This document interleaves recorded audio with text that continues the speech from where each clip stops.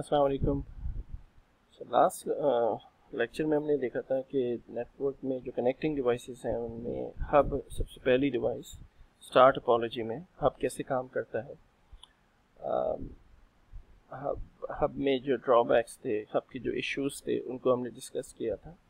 Major उसके 3 ही issues थे जिनको हमने देखा था, जिसकी वजह से हब फिर बाद में ऑब्सोलीट भी हो गया। स्विच ने उसको टेक ओवर कर लिया। स्विच भी बिल्कुल वैसी एक डिवाइस है जैसे हब है, कंप्यूटर्स को आपस में कनेक्ट करती है। और लेकिन स्विच में आखिर ऐसी क्या बात है कि ऑलमोस्ट 3 डेकेड्स हो गए। 1990 में जब स्विच इजाद हुआ, अराउंड उसी टाइम पे, उसके बाद से आज तक स्विच को किसी और डिवाइस ने रिप्लेस नहीं किया कंप्यूटर्स की कनेक्टिविटी में। हब कुछ साल चला, लेकिन अपने ड्रॉबैक्स की वजह से, अपने इश्यूज की वजह से ऑब्सोलीट हो गया। स्लो था, ट्रैफिक जनरेट करता था, सिक्योरिटी के इश्यूज थे। तो स्विच ने आखिर ऐसा क्या किया और उन इश्यूज को कैसे रिजॉल्व किया। बहुत ही इम्पोर्टेंट टॉपिक इस सेंस में कि हर लिहाज से, कोर्स वाइज भी, अगर आपने नेटवर्क्स में आगे जाना है तो ये समझ लें कि पहला स्टेप है स्विच के बारे में, स्विच की स्टडी, इसकी कॉन्फ़िगरेशन, इसकी कॉन्सेप्ट्स आपको बड़े क्लियर होने चाहिए, क्योंकि ये बेस है बिल्कुल नेटवर्किंग की। क्योंकि आज के दौर में ऑब्वियसली हब यूज़ नहीं होता, लेकिन स्विच हर जगह इस्तेमाल होता है। ठीक है, मुख्तलिफ वेंडर्स हैं। सिस्को में सबसे ज़्यादा सिस्को है ऑल ओवर द वर्ल्ड। इसके अलावा भी स्विचेस मुख्तलिफ वेंडर्स की, मुख्तलिफ कंपनीज के होते हैं। तो इसके कॉन्सेप्ट्स को, यानी स्विच के कॉन्सेप्ट्स को आपने बिल्कुल अच्छी तरह इसको क्लियर करना है। तो ये लेक्चर काफ़ी इम्पोर्टेंट है। वो लोग जो नेटवर्क्स में आगे अपने आप को देखते हैं कि भाई उन्होंने नेटवर्क्स में आगे जॉब करनी है या इस फील्ड में आगे जाना है, तो उनको स्विचेस और राउटर्स के बारे में बड़ी कमांड होनी चाहिए। तो लेट्स सपोज कि हम देखते हैं स्विच के बेसिकली 3 फंक्शंस हैं। ठीक है, सबसे पहले कि भाई हाउ इट वर्क्स। स्विच के 3 फंक्शंस में, यानी किस तरह स्विच काम करता है। तो पहला फंक्शन उसका है एड्रेस लर्निंग। एड्रेस को लर्न करता है, वो कौन से एड्रेसेस होते हैं जिनको स्विच नोट डाउन करता है अपने पास। फिर है फॉरवर्ड फिल्टर डिसीजन मेकिंग करता है स्विच। तो हब के मुकाबले में ये थोड़ी सी स्मार्ट डिवाइस होगी, थोड़ी सी इसमें डिसीजन पावर होगी। और फिर ये लूप अवॉइडेंस, ये एडवांस टॉपिक है थोड़ा सा। ठीक है, DCCN में हम इसको देखते हैं कि किस तरह से लूप क्रिएट होती है, और फिर इसके सॉल्यूशंस को हम राउटिंग स्विचिंग के कोर्स में पढ़ते हैं। ठीक है, तो अगर हम वापस अपने इस पे आए, मैं थोड़ा सा आपको इसको समझाने की कोशिश करता हूँ यहाँ डायग्राम बना के। जैसे स्विच फॉर एग्जांपल, अगेन जिस तरह मैंने हब समझाया था, तो लेट्स सपोज कि स्विच मैंने कंसिडर किया, ये स्विच है ये, और इसके साथ मैंने वही 4 कंप्यूटर्स लगा दिए। ठीक है, मैंने इसके साथ वही 4 मशीन्स कनेक्ट कर दी। एक ये है, अच्छा, और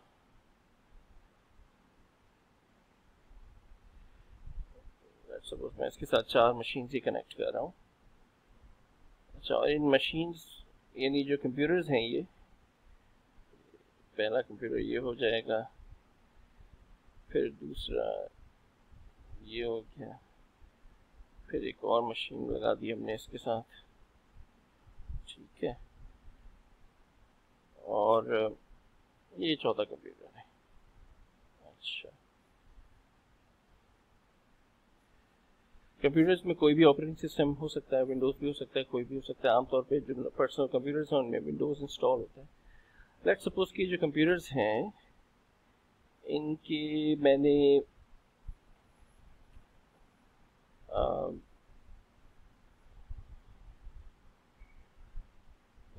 मैक एड्रेसेस भी हैं शो कर। तो अभी ये एक फिजिकल एड्रेस है जो मशीन का है। मैं सिर्फ अस्यूम कर रहा हूँ, मैं उतना लंबा चौड़ा एड्रेस बार बार नहीं लिखता, तो मैंने कहा कि इसका मैक एड्रेस है 10, इस कंप्यूटर का लेट्स सपोज मैक एड्रेस है 10 और जो दूसरी मशीन है इसका मैक एड्रेस है 20। समझाने के लिए मैंने मैक एड्रेसेस ये अस्यूम कर लिए, ठीक है। और इसका जो मैक एड्रेस है वो 30 है और जो लास्ट मशीन है इसका जो मैक एड्रेस है वो 40 है।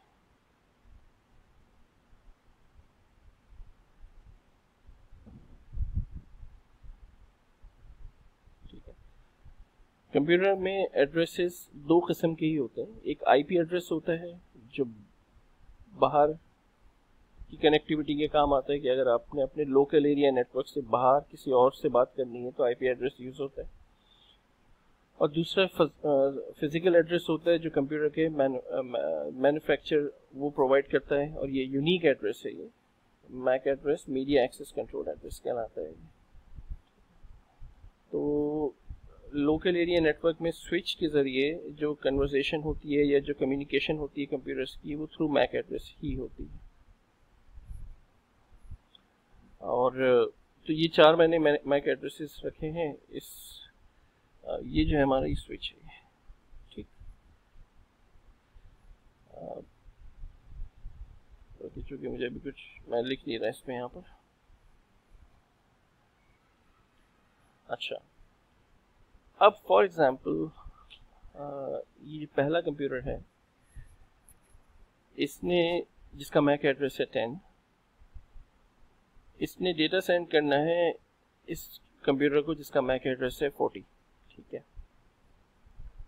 तो कंप्यूटर क्या करता है कि चाहे डिवाइस हब लगी हो या स्विच लगी हुई हो, कंप्यूटर पे तो ऑपरेटिंग सिस्टम है विंडोज़ या कोई सा भी ऑपरेटिंग सिस्टम है, तो ये जो कंप्यूटर है ये क्या करता है कि ये सोर्स और डेस्टिनेशन का यानी कि एक जब डेटा सेंड करता है तो डेटा सेंड करते वक्त अपना मैक एड्रेस लिखता है और साथ में डेस्टिनेशन का भी मैक एड्रेस लिखता है 10 और 40। एक किस्म का उसने फ्रेम बनाया और साथ में फिर कुछ डेटा होता है जो डेटा उसने कॉपी करना है।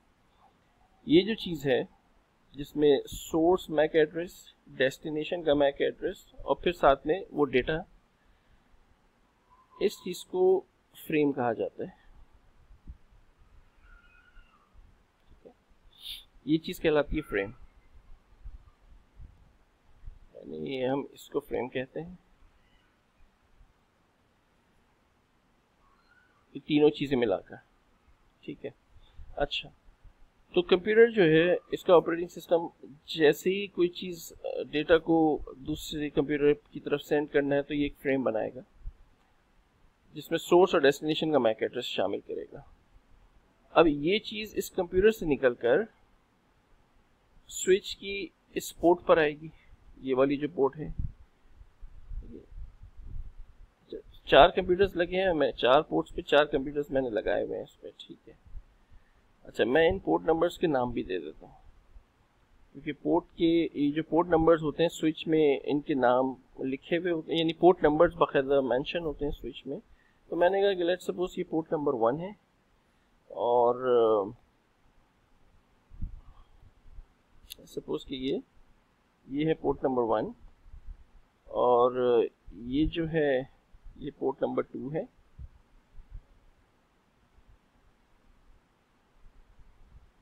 फिर ये जो तीसरी पोर्ट है इसको भी हमने कह दिया पोर्ट नंबर 3 है और ये पोर्ट नंबर 4।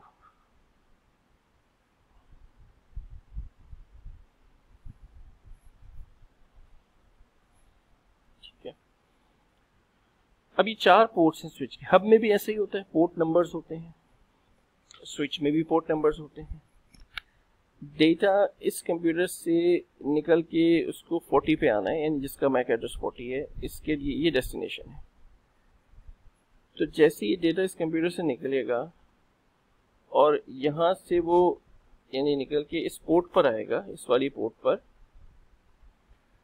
हब में क्या हो रहा था अगर आपको याद हो, जैसी डेटा इधर आता है, हब चूंकि उसमें सॉफ्टवेयर भी नहीं होता, कोई iOS नहीं है, उसका कोई ऑपरेटिंग सिस्टम नहीं है, वो सिंपल एक हार्डवेयर डिवाइस है। तो हब तो ये करता था कि बस जैसी कोई सिग्नल बाहर से आए उसने उन सिग्नल्स को तमाम पोर्ट्स पे फॉरवर्ड कर दिया, यानी फ्लडिंग कर दी, और उसी से इश्यूज क्रिएट हो रहे थे कि ट्रैफिक जनरेट हो रहा था नेटवर्क में।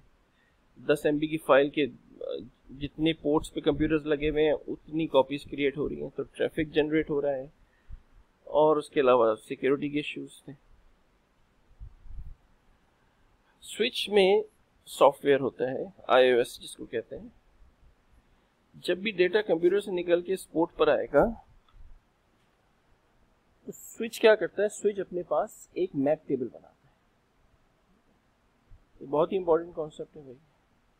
स्विच अपने पास एक मैक टेबल बनाता है, और मैक टेबल में दो चीजें अपने पास रखता है, पोर्ट नंबर और उस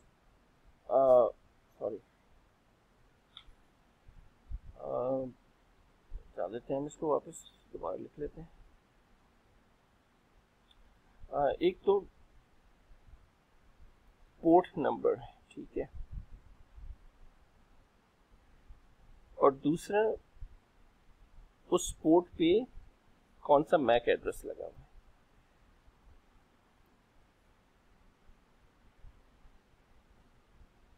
ठीक है, अब लेट्स सपोज ये पोर्ट नंबर है 1, जो कि हमने पोर्ट नंबर 1 ही रखी हुई है।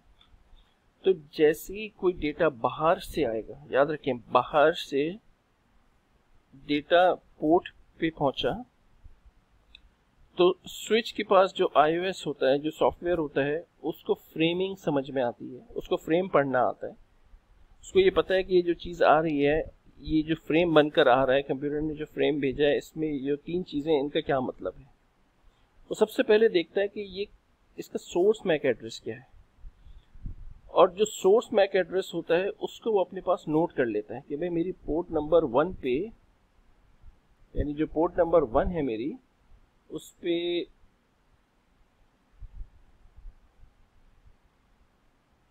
लेट्स सपोज 10 आया, फौरन उसने अपने पास नोट कर लिया। ठीक है, इसको कहते हैं लुकअप टेबल या मैक टेबल। इसको कहा जाता है, ये स्विच का मैक टेबल है। स्विच का सबसे ज्यादा इंपॉर्टेंट पहला काम यही होता है कि वो मैक टेबल जनरेट करता है अपना, यानी स्विच को जब पावर ऑन करते हैं तो ये अपना मैक टेबल बनाने की कोशिश करता है। और मैक टेबल का मतलब होता है कि वो देखता है कि किस पोर्ट पे कौन सा कंप्यूटर लगा हुआ है, उसका मैक एड्रेस क्या है, वो अपने पास नोट कर ले। वो नोट कैसे करता है कि जब भी कोई कंप्यूटर किसी भी किस्म का डेटा सेंड करेगा, वो डेटा उसकी पोर्ट पे आके हिट करेगा, और उस पोर्ट पे वो फौरन उस फ्रेम में से सोर्स को निकालेगा और अपने पास नोट कर लेगा।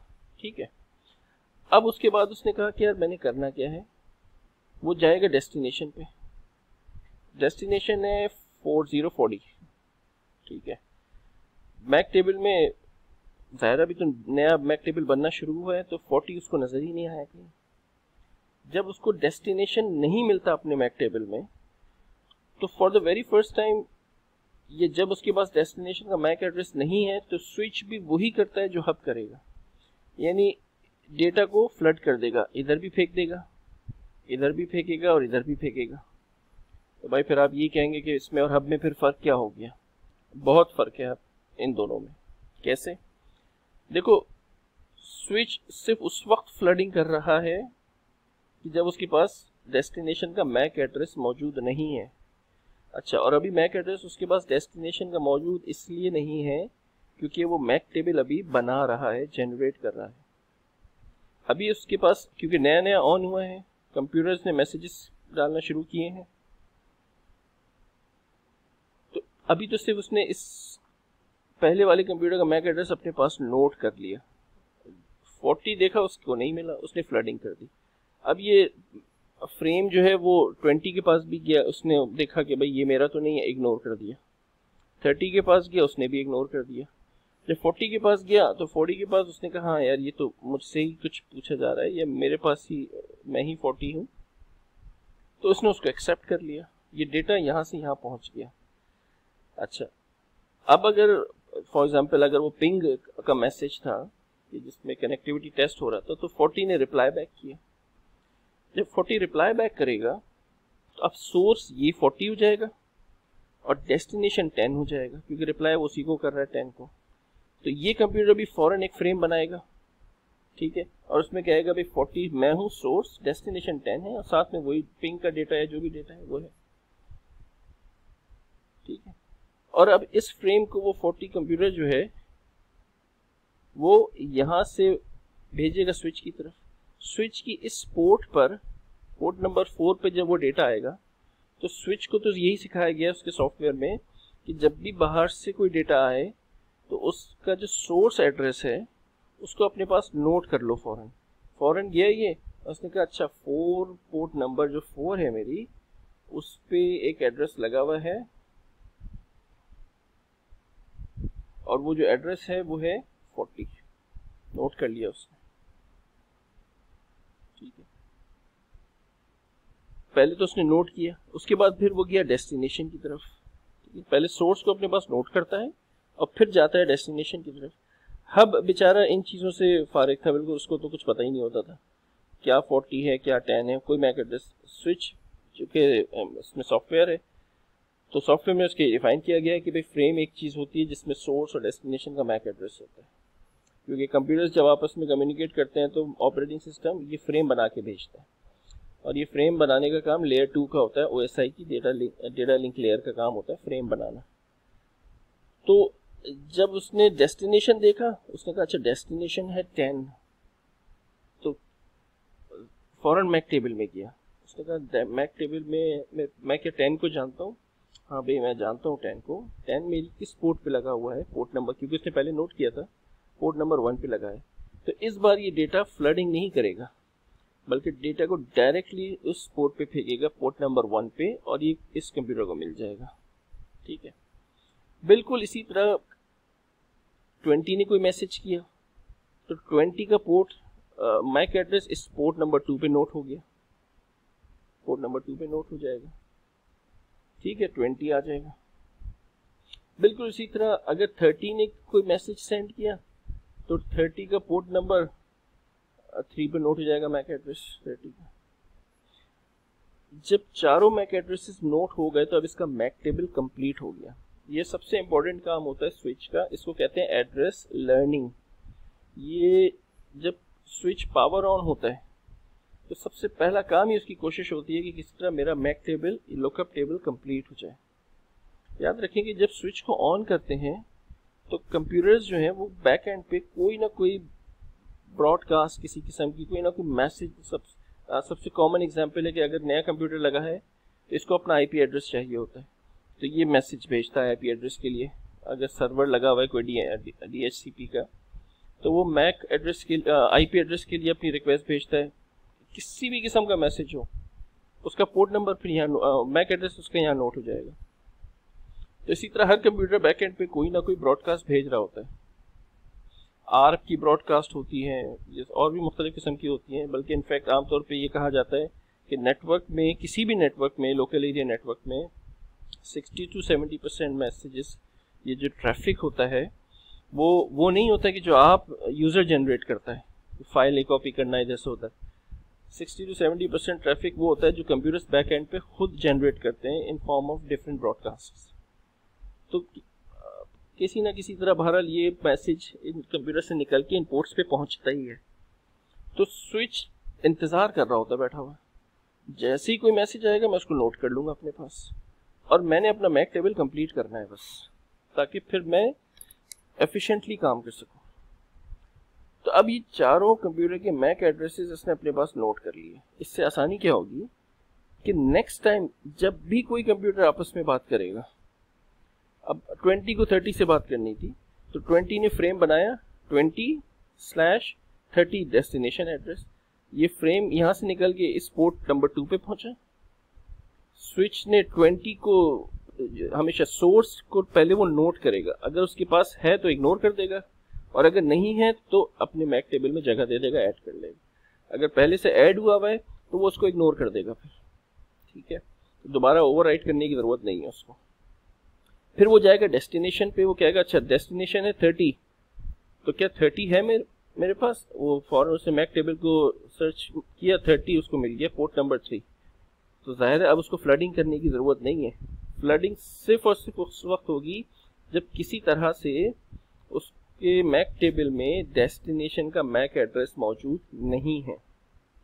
30 तो मौजूद है, उसने कहा वो डायरेक्ट मैं इसको पोर्ट नंबर 3 पे भेजूंगा और ये मैसेज डायरेक्टली मिल जाएगा। तो अब जितनी कम्युनिकेशन कंप्यूटर्स की होगी वो डायरेक्ट कम्युनिकेशन होगी और इसमें कोई फ्लडिंग इन्वॉल्व नहीं होगी। तो अब आप ये देखें कि 10 MB की फाइल इसने भेजी, इस पोर्ट पे पहुंची, मल्टीपल कॉपीज नहीं बनेंगी हब की तरह, वो 10 MB डायरेक्ट इधर भेजेगा और वो इसको मिल जाएगी। ट्रैफिक जनरेट बिल्कुल नहीं कर रहा स्विच, जिस तरह हब कर रहा था, 10 MB इधर भी फेंक रहा है, 10 MB इधर भी, 10 MB इधर भी। स्विच को ऐसा करने की जरूरत नहीं है क्योंकि अब उसका मैक टेबल जनरेट हो चुका है, कंप्लीट कर चुका है मैक टेबल। तो पहला इश्यू याद होगा आपको जो हब में था कि वो ट्रैफिक जनरेट करता था, स्विच ट्रैफिक जनरेट नहीं करता था, मतलब पहला इश्यू रिजॉल्व हो गया। डायरेक्ट कम्युनिकेशन है तो उसको फ्लडिंग ही नहीं करनी पड़ रही। जब फ्लडिंग नहीं करनी पड़ रही तो जो मैसेज 10 ने 40 को भेजना है वो 40 को ही मिलेगा, ना 20 के पास जाएगा ना 30 के पास जाएगा। ठीक है, तो लेकिन मैं फिर भी कहूँगा कि मैं ये नहीं कह रहा कि हब तो बिल्कुल ही सिक्योर डिवाइस नहीं है ना, क्योंकि every time when computer sends a message it will be flooded अगर ये हब है।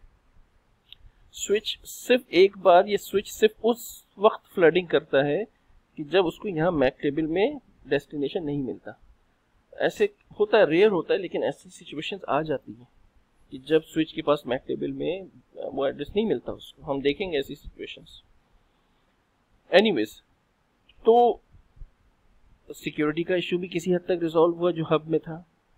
एवरी टाइम अब जब भी कोई कंप्यूटर सेंड मैसेज करेगा डायरेक्ट मिलेगा। 20 को 30 से बात करनी है, डायरेक्ट मैसेज 3 से निकल के इधर आ जाएगा। तो स्विच ने वो दूसरा मसला भी हल कर लिया जो हब का एक ड्रॉबैक था। स्विच की जो पोर्ट्स होती हैं, स्विच की जितनी भी पोर्ट्स होती हैं, ये पोर्ट्स ये फुल डुप्लेक्स होती हैं, तो कोलिजन का भी चक्कर खत्म हो जाएगा। ये फुल डुप्लेक्स पोर्ट्स हैं सारी की सारी। ठीक है, तो अगर ये फुल डुप्लेक्स है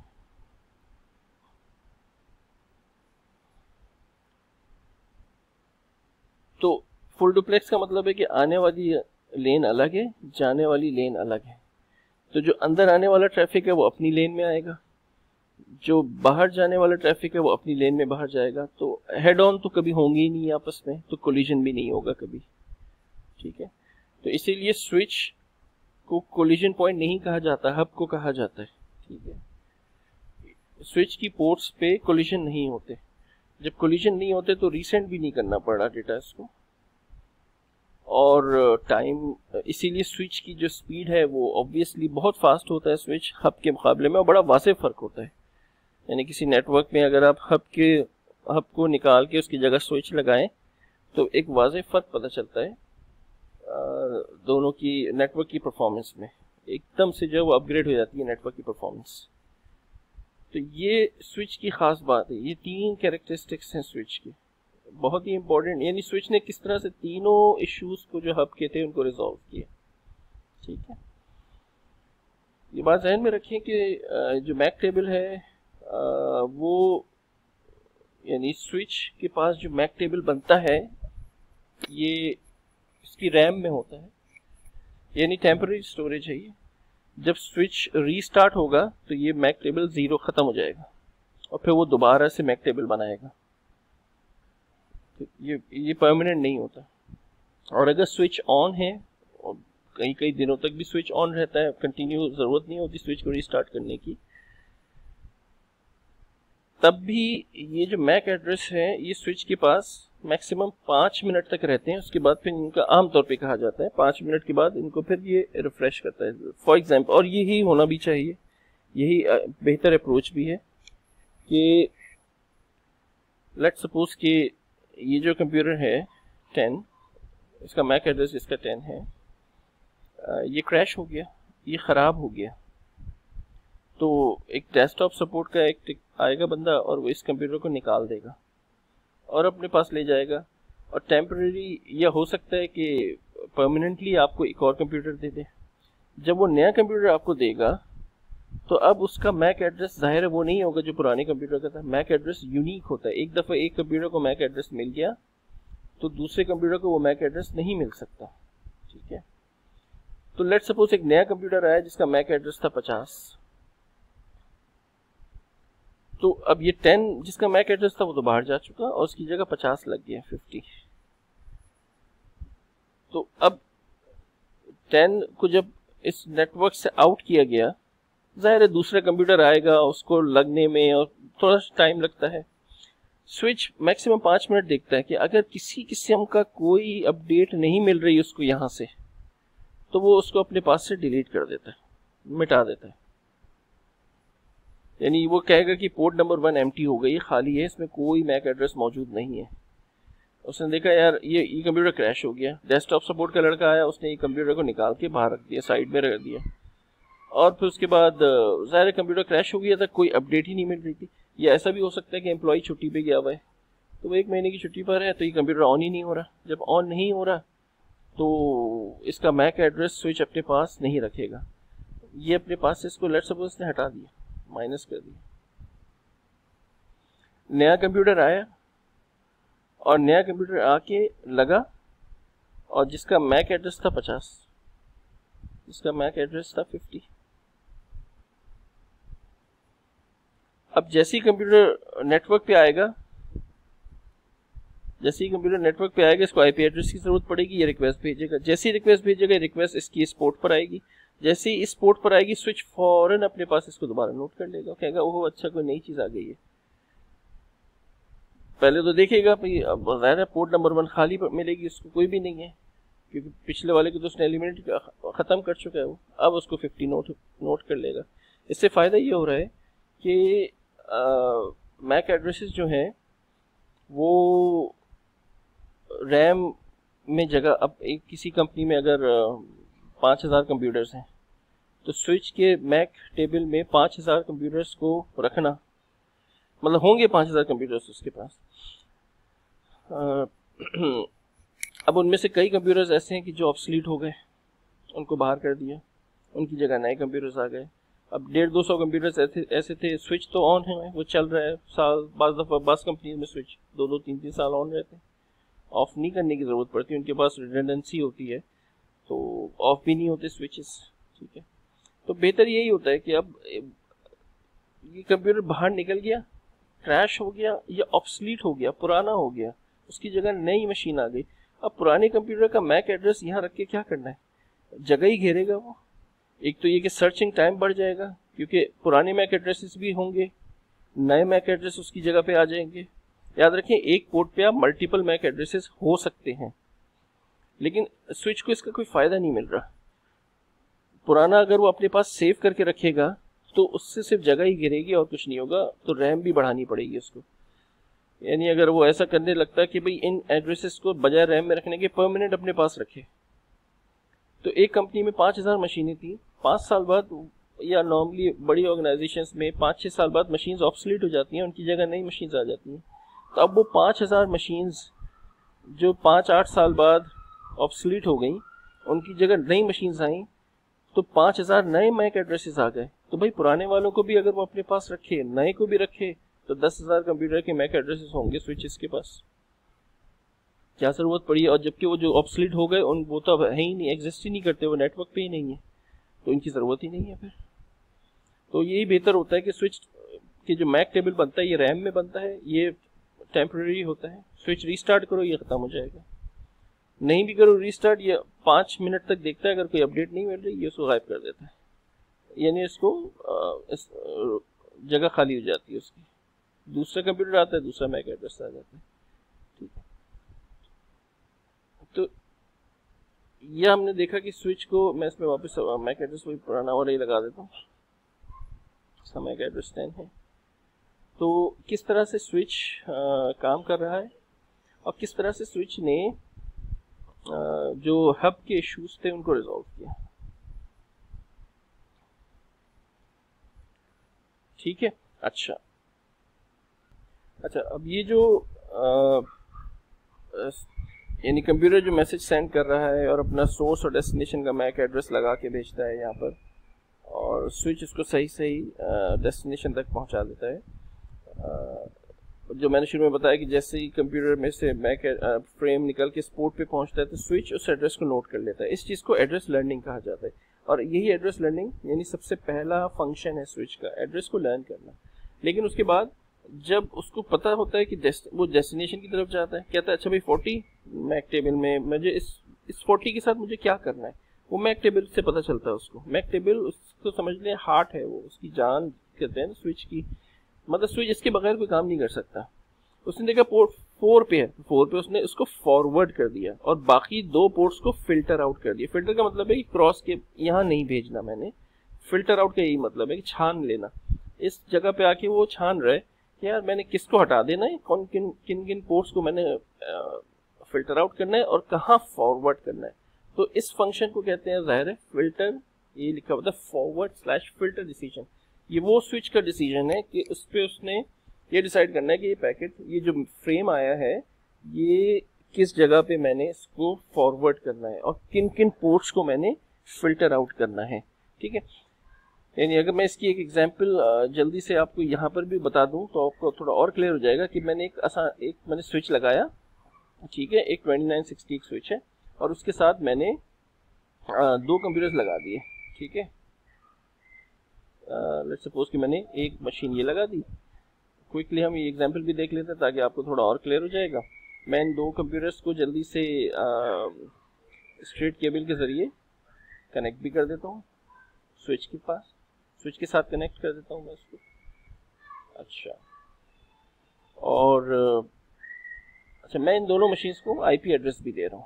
ठीक है, की वजह है एक, लेट्स सपोज मैंने इसको कहा कि यार ये है 192.168.1.1 और दूसरा जो है वो है 192.168.1.2।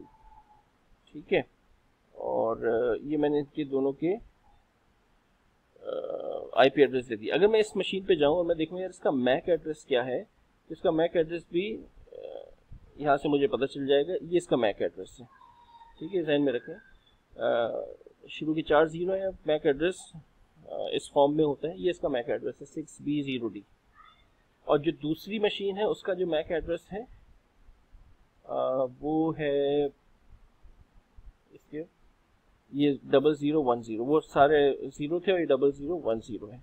ठीक है, मैं अगर देखना चाहूँ कि दोनों कंप्यूटर्स जो हैं ये आपस में इनका मैक एड्रेस स्विच ने लर्न किया या नहीं किया, तो अभी फिलहाल स्विच पे मैं ये सिस्को की एग्जांपल दे रहा हूँ कि मैं मैक टेबल कैसे चेक करूँ उसका। तो मैं सिस्को में गया और मैं इसको इनेबल करके सिंपल मैं कमांड दे सकता हूँ शो मैक एड्रेस टेबल की। जैसे ही मैं ये कमांड दूंगा तो अभी कोई मैक एड्रेस शो नहीं हो रहा। ठीक है, खाली है। इसका तो ये मतलब हुआ कि अभी तक स्विच ने एड्रेस लर्न ही नहीं किए इन दोनों के। ज़ाहिर उसकी वजह ये कि ये कोई नेटवर्क ऐसा नहीं है कि जिसमें कोई सर्वर्स लगे हुए हों और कंप्यूटर ने सर्वर से बात करने के लिए, भाई अगर ये लगा है नया कंप्यूटर, इसको आईपी एड्रेस चाहिए होगा, ये किसी किस्म की ब्रॉडकास्ट करनी है तो नॉर्मली वो सर्वर्स के लिए होती है। अब ज़ाहिर है ये कोई एक पूरा नेटवर्क तो है नहीं कि जिसमें और मशीनों से कोई कांटेक्ट इसको करना पड़ रहा है आईपी एड्रेस के लिए या आर्प रिक्वेस्ट या कोई रिक्वेस्ट। तो फिर मैं एक फोर्सफुली एक पिंग कराता हूँ इस मशीन को दूसरी मशीन। तो मैं ये कर रहा हूँ कि ये मशीन पिंग करे इस मशीन को ताकि डेटा इस स्विच के जरिए होता हुआ उस मशीन तक पहुँचे। फिर हम ये देखेंगे कि स्विच ने मैक एड्रेस नोट किया या नहीं किया। पिंग करते हैं इस मशीन से बैठ के 192.168.1.2 को। ठीक है, तो ये पिंग हो रहा है। अब हम जाते हैं क्योंकि डेटा यहाँ से इधर आया होगा और यहाँ से इधर आया होगा। मैं दोबारा अगर शो मैक एड्रेस टेबल करूंगा तो देखें आप, दोनों मैक एड्रेसेस नोट कर लिए स्विच ने। पोर्ट नंबर 1 पे चारों 0 वाला है, पहला वाला, और जो पोर्ट नंबर 2 है उस पे दूसरा मैक एड्रेस है। स्विच को आईपी एड्रेस समझ में नहीं आता, ये बात ज़हन में रखें। स्विच को सिर्फ मैक एड्रेस समझ में आता है। ये पूरा एक ये सवाल बन सकता है कि सर फिर ये आईपी एड्रेस आपने पिंग कराया था तो स्विच ने कैसे पास किया। बिल्कुल जेन्युइन सवाल है और इसका जवाब भी आपको मिलेगा आगे के लेक्चर्स में इंशाल्लाह, जब आप और डिटेल से पढ़ेंगे स्विच के फंक्शंस को। स्विच बहरहाल आईपी एड्रेस को नहीं समझता, इसको सिर्फ और सिर्फ मैक एड्रेस समझ में आता है, और उसने देखें आप वही नोट किया है, उसको आईपी एड्रेस से कंसर्न भी नहीं है। तो ये भी एक एग्जांपल है कि इसने मैक एड्रेस लर्न किया और अपने पास मैक टेबल में इसको जगह दे दी। ठीक है, तो स्विच के तीन जो की फंक्शंस में एड्रेस लर्निंग हो गया, फॉरवर्ड स्लैश फिल्टर। अच्छा, अभी इसमें अगर हम आगे देखें तो आप ये देख सकते हैं वही चीज़ है जो मैंने अभी तक आपको समझाई है अलग से, ये स्लाइड में भी है कि एक स्विच है, उसके साथ ये 4 कंप्यूटर्स अटैच्ड हैं, 4 मैक एड्रेसेस हैं। Computer A, device A sends a message to device D. Switch will add A's MAC address to its MAC table. ठीक है, and forward the frame to all other ports. क्योंकि पहली दफा तो उसको नहीं पता डेस्टिनेशन क्या है, वो फ्लडिंग करेगा, उसके मैक टेबल में अभी है ही नहीं। अगर device D, if device D replies back to device A, switch will learn D's MAC address now. ठीक है, नाउ अब अगर ए दोबारा मैसेज सेंड करता है, if A sends a frame to D again, switch will not flood या broadcast it to all other port. अब switch flooding नहीं करेगा, बल्कि डायरेक्टली उस कंप्यूटर पे मैसेज भेजेगा, क्योंकि डेस्टिनेशन जो है वो उसने 40 को अपने पास नोट कर लिया होगा उससे पहले। To all other port rather than it will check the destination address in a lookup table या MAC table and forward it directly to D।